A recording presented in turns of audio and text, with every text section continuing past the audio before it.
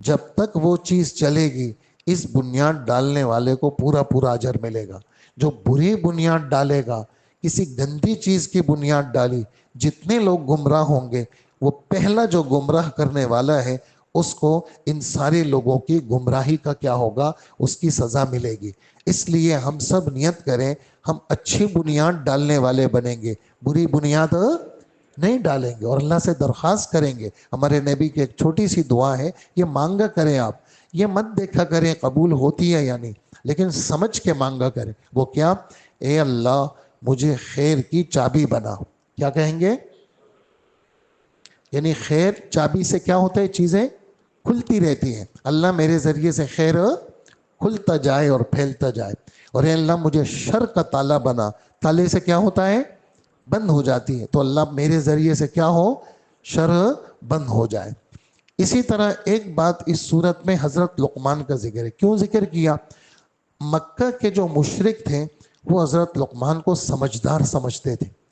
اور حضرت لقمان نبی نہیں تھے، اللہ کے ولی تھے، حکیم تھے. اور اللہ پاک نے جو ہے نا حکمت کا دروازہ ان پہ کھولا ہوا تھا.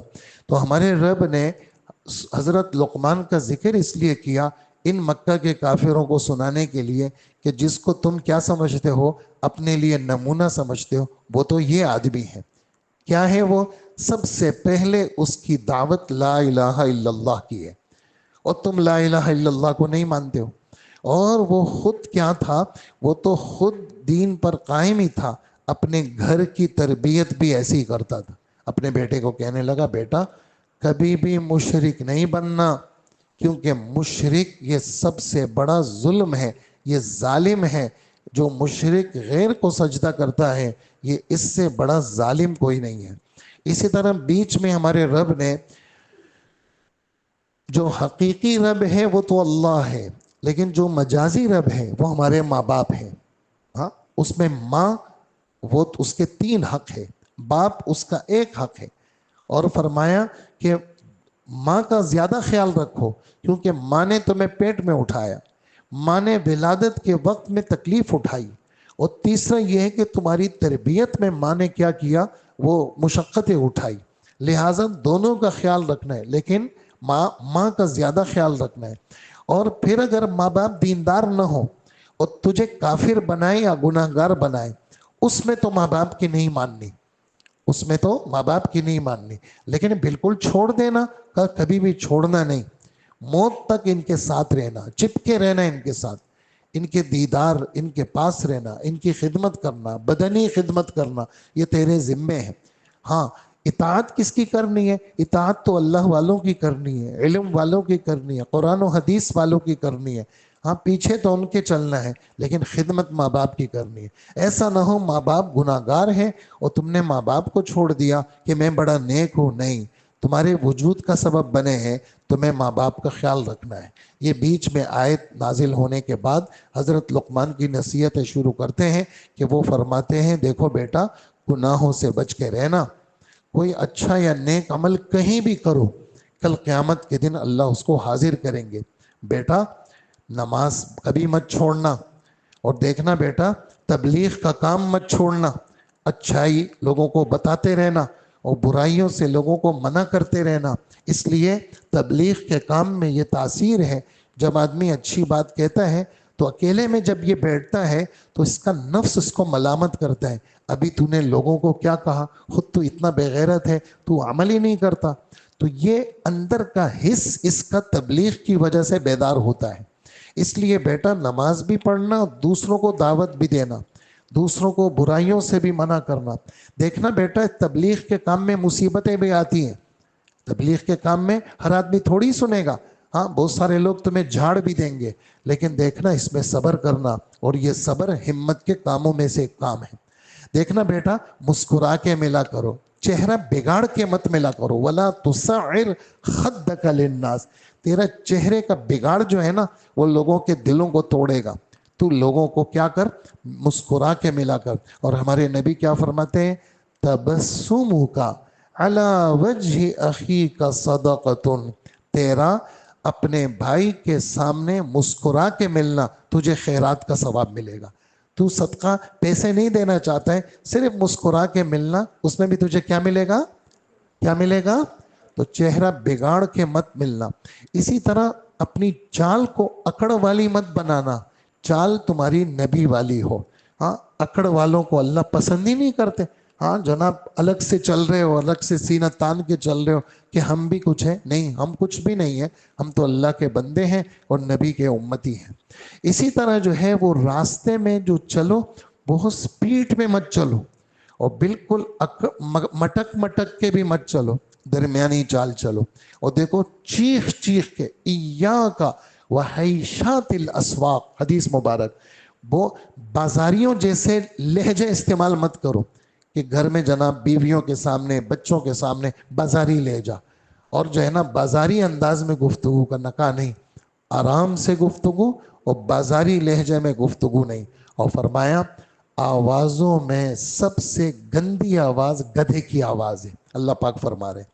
یہ حضرت لقمان کی نصیحتیں ہیں، جس میں ایمان کا ذکر اور شرک کی مذمت، جس میں نیکیوں کی ترغیب، جس میں نماز کی ترغیب، جس میں تبلیغ کی ترغیب، جس میں صبر کی ترغیب، جس میں انسان کو انسان بنانے کی ترغیب۔ تو سب نیت کرتے ہیں، کریں گے نا انشاءاللہ۔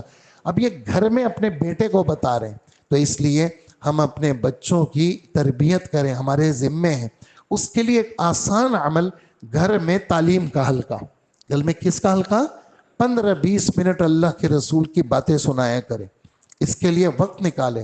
ہم 12 بجے کاموں پہ نکلتے ہیں اور 12 بجے آتے ہیں، بچے ہمارے سو جاتے ہیں، صبح وہ اسکول چلے جاتے ہیں، اور اتوار کو ہم گھومنے چلے جاتے ہیں۔ بھئی اتوار کا دن بچوں کو دینے چلے گئے، جی گھومنے چلے گئے، کبھی کلفٹن چلے گئے، کبھی جناب ہائی وے چلے گئے، وہ ہمارا بچوں کو وہ وقت دے دیا، اور کبھی گھر میں ہم اللہ کی بات ہی نہیں کرتے۔ نہ بچے ہمارے جمعے میں آ سکتے ہیں، کیوں؟ اس لیے کہ چھٹی اسکول کی دیر سے ہوتی ہے، ہم بھی کام پہ ہوتے ہیں۔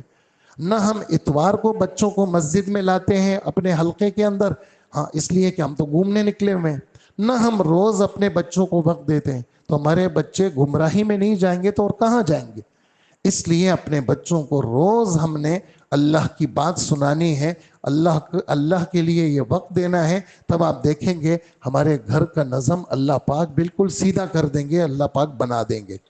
اسی طرح اگلی جو سورت ہے، سورہ سجدہ ہے، اس کا جو مضمون ہے وہ اللہ کی عظمت، آخرت اور رسالت اس کا مضمون ہے۔ لیکن اس کی تشکیل کیا ہے؟ حضور صلی اللہ علیہ وآلہ وسلم رات اس وقت تک نہیں سوتے تھے جب تک 21ویں پارے سورہ سجدی کو پڑھ نہیں لیتے تھے۔ تو آپ کیا کریں گے؟ پڑھیں گے نا انشاءاللہ، آج سے شروع کریں گے نا، آج سے ابھی انشاءاللہ سونے سے پہلے کیا پڑھیں گے؟ سورہ سجدہ اور سورہ ملک، 29ویں پارے کی پہلی سورت، یہ بھی اسی حدیث میں مذکور ہے۔ آپ صلی اللہ علیہ وسلم فرماتے ہیں جو روزانہ یہ 30 آیتیں پڑھے گا، اللہ جل جلالہ اس کو قبر کے عذاب سے بچائیں گے۔ کون سی 30 آیتیں؟ سورہ ملک والی۔ یہ کوشش کریں، یہ چھوٹی چھوٹی چیزیں ہوتی ہیں، اپنے آپ کو ان چیزوں میں لگائیں گے۔ مولانا انعام الحسن صاحب تبلیغی جماعت کے بزرگ ایک سادی سی بات کرتے تھے، بہت زیادہ اس میں دلکش پنا نہیں ہے، لیکن غور کریں گے تو بڑی دلکش بات ہے۔ کیا؟ جب کرنے کے کاموں میں لگو گے تو نہ کرنے کے کام خود بخود چھوٹ جائیں گے۔ آپ زبان سے کہیں گے یہ، جب کرنے کے کاموں میں لگو گے تو، جب آپ اس کاموں میں لگیں گے تو موبائل سے خود بخود چھوٹ جائیں گے۔ اب تو ذرا سی فرصت ہو، ٹک ٹک ٹک ٹک، بس اب بس اس میں پھر وقت کا پتہ نہیں چلتا۔ وہ 5 منٹ جس میں 100 دفعہ درود شریف پڑھ سکتا ہوں اور 100 دفعہ میں کلمہ پڑھ سکتا ہوں، وہ 5 منٹ کیا گھنٹے گزر جاتے ہیں اور میری وہ ٹک ٹک ختم نہیں ہوتی۔ یہ کیا ہے؟ یہ اس وقت کا سب سے بڑا شیطان موبائل ہے۔ اس وقت کا حاجی عبد الوہاب صاحب اپنے ایک بیان میں کہنے لگے میری تبلیغ کی محنت 50 سال پیچھے چلی گئی موبائل کی وجہ سے۔ کیوں؟ لوگ اچھا بھلا اللہ کے راستے میں نکلتے تھے اور جناب دین کی محنت میں لگ جاتے تھے، اب اس موبائل نے بیڑا غرق کر دیا۔ تو یہ چھوٹی چھوٹی چیزیں میں آپ کی خدمت میں آپ سے ارادے لے رہا ہوں، آپ جب کرنے کے کاموں میں لگیں گے، یہ 8-10 دن ہے، اس میں کوشش کر لیں اور اللہ سے مستقل مانگتے رہیں کہ اللہ مجھے گناہ سے بے تعلق کر دے۔ کیا کہیں گے؟ اللہ مجھے گناہ سے کیا کر دے؟ بے تعلق کر دے. یہ بات ختم ہو گئی. اگلی جو صورت ہے سورہ احزاب ہے. اس میں 4 قسم کے واقعات ہیں. سورہ احزاب کا موٹا مضمون کیا ہے؟ حضرت محمد صلی اللہ علیہ وسلم کی تعظیم، آپ کا ادب، آپ کا احترام. آپ نے سنا، میں نے فرض میں بھی پڑھا، صلاۃ و سلام. اللہ بھی صلاۃ و سلام بھیجتے ہیں. ہاں، اللہ کے فرشتے بھی درود و سلام بھیجتے ہیں. اے ایمان والو، تم بھی درود و سلام بھیجو. ہاں، محمد صلی اللہ علیہ وسلم کسی کے ابا نہیں ہیں. روحانی ابا تو ہیں لیکن کسی کے نسلی ابا نہیں ہیں. کون ہیں؟ اللہ کے رسول ہیں اور خاتم النبیین ہیں. تو یہ، اور محمد صلی اللہ علیہ وسلم کا تعلق ایمان والوں کے ساتھ ان کی جانوں سے بھی زیادہ قریب ہے. اور محمد صلی اللہ علیہ وسلم کی جو بیویاں ہیں وہ تمام ایمان والوں کی روحانی مائیں ہیں. تو یہ پوری صورت حضور کی کیا ہے؟ اس میں ہے عظمت، تعظیم میں. ایک واقعہ اس کے اندر دوسرے رکوع سے شروع ہوتا ہے. سارے کافر مکہ مکرمہ سے لے کر پورے عرب کے لوگ 10,000 کا لشکر مدینہ منورہ پہ حملہ آور ہوا. اب پتہ تو چل گیا، لیکن یہاں مدینہ منورہ کے ایک طرف تو آبادی تھی، ایک طرف خالی تھا، ایک طرف جو تھا وہ کھجوروں کے باغات تھے. جو طرف حملے کا اندیشہ تھا وہاں خندق کھودی گئی. سخت سردی کا زمانہ، سخت ترین قحط کا زمانہ، نہ کھانے کو کچھ، نہ سردی سے بچاؤ کا انتظام. خود اللہ کے رسول نے خط کھینچا اور ہر ساتھی کے زمین 3 گز زمین، ہاں، گہرائی اتنی کہ کوئی گرے تو چڑھ نہ سکے، کوئی گرے تو چڑھ نہ سکے، اور چوڑائی اتنی کہ کوئی مضبوط آدمی گھوڑے پر سوار ہو کے پھلانگ نہ سکے، اتنی چوڑائی رکھی گئی.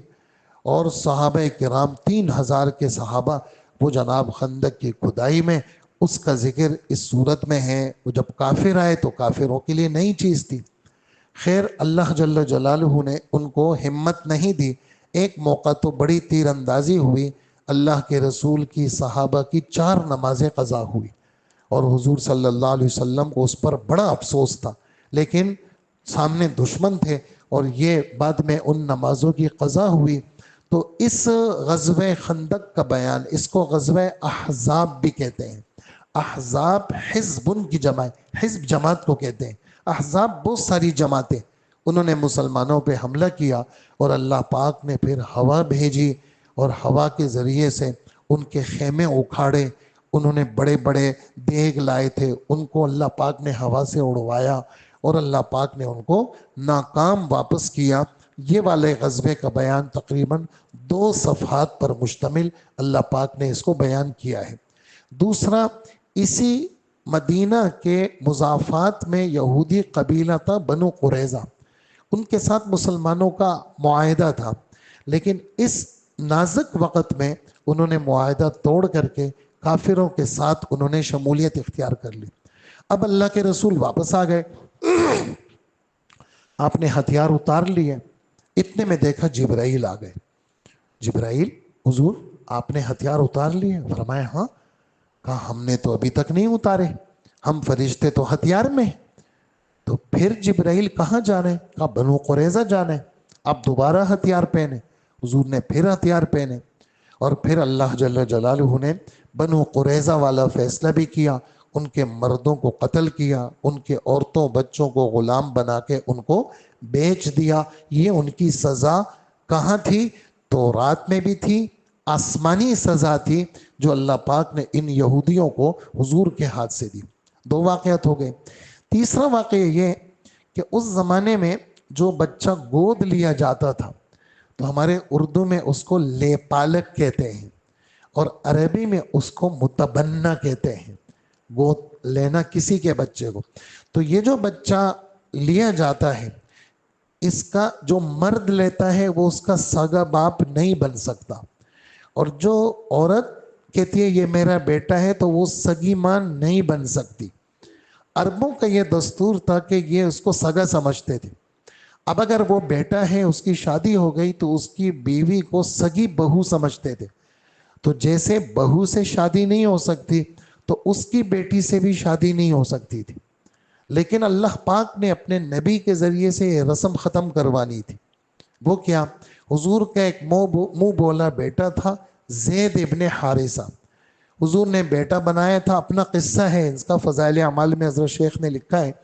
تو وہ زید ابن محمد کے نام سے پکارا جاتا تھا۔ حضور نے اپنی پھوپھی ذات زینب بنت جہش سے ان کی شادی کرائی۔ ان پہ غلامی کا داغ لگا تھا، زید ابن حارثہ پہ۔ وہ قریش کی خاندان تھی، بڑا اونچا خاندان تھا۔ شادی ہو گئی لیکن آپس میں بنی نہیں، اور اللہ نے بتا دیا تھا کہ یہ زید کے ساتھ ان کی بنے گی نہیں، اور یہ پھر عدت کے بعد طلاق ہوگی، پھر عدت گزارے گی، پھر آپ کے نکاح میں آئے گی۔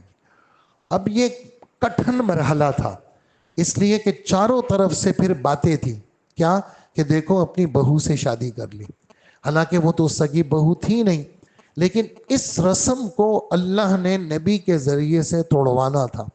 اور یہ بات پورے قرآن پاک کے اندر، یعنی شروع میں بھی ہے یہ بات، اس سورت کے شروع میں بھی 22ویں پارے کے تقریباً پورے ایک صفحے پر یہ قصہ ہے، اور اس میں کافروں نے، منافقوں نے، یہودیوں نے بہت بکواسات کیے ہمارے نبی کے متعلق۔ اسی وجہ سے اس صورت میں سب سے زیادہ محمد صلی اللہ علیہ وسلم کی تعظیم کا بیان، عظمت کا بیان، آپ کی محبت کا بیان، آپ پہ صلاۃ و سلام کا بیان، آپ کے خاتم النبیین ہونے کا بیان، آپ کے سب سے زیادہ آپ سے محبت رکھنے کا بیان، یہ رسم اللہ پاک نے توڑوائی، اور اللہ پاک نسبت عجیب کر رہے ہیں۔ آپ حیران ہوں گے، حضرت زینب کہتی ہے اے حضور کی بیویوں، تم سب کی شادیاں تمہارے اماں ابا نے کرائی، میرا نکاح اللہ نے کرایا۔ اس لیے کہ اللہ پاک قرآن میں فرماتے ہیں زوجنا کہا، ہم نے آپ کا نکاح یعنی حضور کا حضرت زینب کے ساتھ ہم نے کرایا۔ یہ نسبت چونکہ بہت بڑی نسبت تھی، تو یہ قصہ بھی اس صورت کے اندر ہمارے رب نے بیان فرمایا ہے۔ تو یہ صورت جتنی بھی ہے، اس میں محمد صلی اللہ علیہ وسلم کی عظمت کا بیان، آپ پہ درود و سلام کا بیان، آپ کے ساتھ ایسا تعلق رکھنا، اور سب سے زیادہ حضور کے ساتھ تعلق اسی کا ہوگا جو حضور صلی اللہ علیہ وسلم کی سنتوں پر عمل کرے گا۔ اسی پر میں اپنی بات ختم کروں گا۔ اللہ جل جلالہ ہم سب کو عمل کی توفیق عطا فرمائے۔ اللہم صلی علی